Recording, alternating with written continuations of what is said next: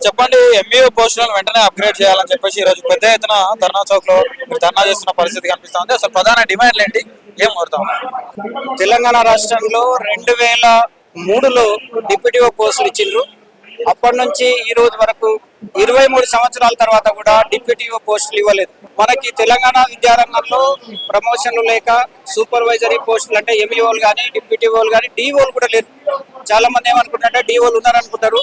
33 జిల్లాలలో ఎక్కడ కూడా డిఓ పోస్టులు లేవు. పాత 10 జిల్లాలు ఇప్పుడు 4 మాత్రమే రెగ్యులర్ డిఓలు ఉన్నారు. ఎంఈఓ పోస్టులు 630 మనకు, దాంట్లో ఒక 50 మంది దాకా ఉన్నారు. 15 మంది రెగ్యులర్ ఎంఈఓలు ఉన్నారు. కాబట్టి మనకు మండల స్థాయిలో కానీ డివిజన్ స్థాయిలో కానీ ఎక్కడ కూడా పర్యవేక్షణ అనేది లేదు. అర్హత కలిగినటువంటి హెడ్ మాస్టర్లు మనకు చాలా మంది ఉన్నప్పటికీ కూడా రకరకాల కారణాల చేత 23 సంవత్సరాల నుంచి మనకు ప్రమోషన్లు లేవు. చాలా మంది రిటైర్ అయ్యారు. మరి ఈ పోస్టులు, ఎంఈఓ పోస్టులు, డిపిఓ పోస్టులు ఇవన్నీ ఇస్తే విద్యారంగానికి పేదలకి చాలా లాభం జరుగుతుంది. గత ప్రభుత్వాలు చేయలేదు. ఈ ప్రభుత్వం ప్రజాప్రభుత్వం రేవంత్ రెడ్డి గారు చేస్తారనే ఒక ఆశతో ఈ యొక్క తెలంగాణ రాష్ట్రంలో ఉన్నటువంటి ప్రతి హై స్కూల్ నుంచి హెడ్ మాస్టర్లు సుమారుగా 4500 స్కూళ్ళ నుంచి ఈరోజు హెడ్ మాస్టర్లు వచ్చిండ్రు. ఒకే ఒక డిమాండ్ ఏంటంటే, మీరు డబ్బులు, పిఆర్సీ, డిఏలు అవన్నీ ఏమీ అడగట్లేదు. అడిగే వాళ్ళు వేరే ఉన్నారు.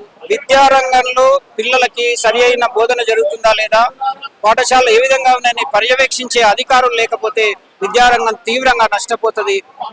తెలంగాణ రాష్ట్రానికి ఒక మేలు జరగాలంటే రేవంత్ రెడ్డి గారు ఈ ఎంఈఓ పోస్టులను అప్గ్రేడ్ చేయాలి. డిప్యూటీఓ మరియు డైట్ లెక్చరర్ ఇట్లాంటి పోస్టులన్నీ అర్హత కలిగిన హెడ్ మాస్టర్లకు ఇస్తే చాలా బాగుంటుందని దాని సందర్భంగా ఈరోజు మహాధర్నా చేస్తున్నాము.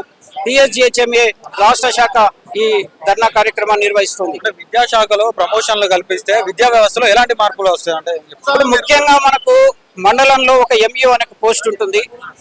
ఎంఈఓ తర్వాత మనకు డివిజన్లు ఉన్నాయి. మనకు 68 డివిజన్లు ఉన్నాయి తెలంగాణ రాష్ట్రంలో. డివిజన్లో ఒక డిప్యూటీఓ పోస్ట్ అనేది ఒకటి ఉంటుంది. ఈ 2 పోస్టులు మనకి ఎక్కడ కూడా ఈ రోజు ఎవరు పనిచేయడం లేదు. ఒక్కొక్క హెడ్ మాస్టరు ఎంఈఓగా, ఎఫ్ఏసీగా ఉన్నారు.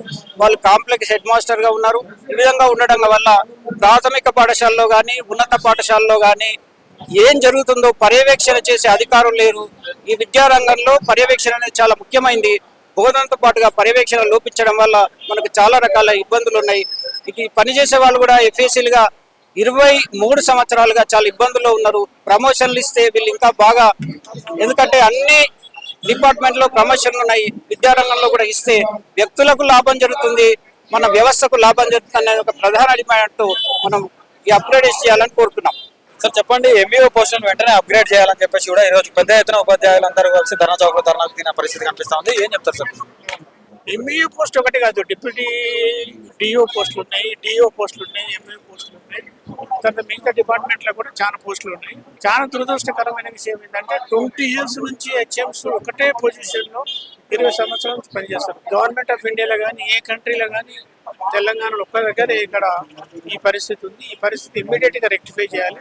దానికి సీఎం గారి దృష్టి తీసుకొని, చీఫ్ సెక్రటరీ గారి దృష్టి తీసుకుపోయి ఈ సమస్యను పరిష్కరిస్తాం. దానికి మా బీజేపీ పార్టీ తర్వాత మా తపస్సు లీడర్స్ అంతా కూడా దీనికి సపోర్ట్ చేస్తూ పరిష్కారం అయ్యే వరకు మేము కొట్లాడుతాం. అంటే విద్యాశాఖలో ఎలాంటి ప్రమోషన్లు లేక విద్యా వ్యవస్థలో మార్పులు జరగట్లేదు అని చెప్పేసి కూడా ఉపాధ్యాయులు అంటున్న పరిస్థితి కనిపిస్తా ఉంది. ఏం చెప్తారు సార్? విద్యాశాఖ చాలా ఇన్ఎఫెక్టివ్ గా పనిచేస్తా ఉంది. బడ్జెట్ అలొకేషన్ తక్కువ ఉంది. బడ్జెట్ అలొకేషన్ పెంచాలి.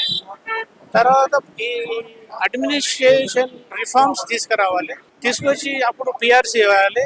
చాలా ప్రాబ్లమ్స్ ఉన్నాయి. అంటే ఒక 20-25 ఇష్యూస్ ఉన్నాయి. ఆ ఇష్యూస్ అన్నింటినీ కూడా సార్ట్అవుట్ చేయాలి. అందులో ఈ హెడ్ మాస్టర్స్ది ఈరోజు ఈ ప్రత్యేకమైన వాళ్ళ ప్రధాన డిమాండ్. 20 సంవత్సరాల నుంచి ఒకటే పొజిషన్లో పనిచేస్తారు. అది చాలా అన్యాయం. ఇమ్మీడియట్గా వాళ్ళకి ప్రమోషన్స్ ఇచ్చి వాళ్ళకి రెగ్యులర్ పోస్టులలో ప్రమోషన్ ఇచ్చి ట్రాన్స్ఫర్ చేయాలి. దానికి ఒక కమిటీ వేసి ఇమ్మీడియట్ చేయాలని గవర్నమెంట్ డిమాండ్ చేస్తుంది.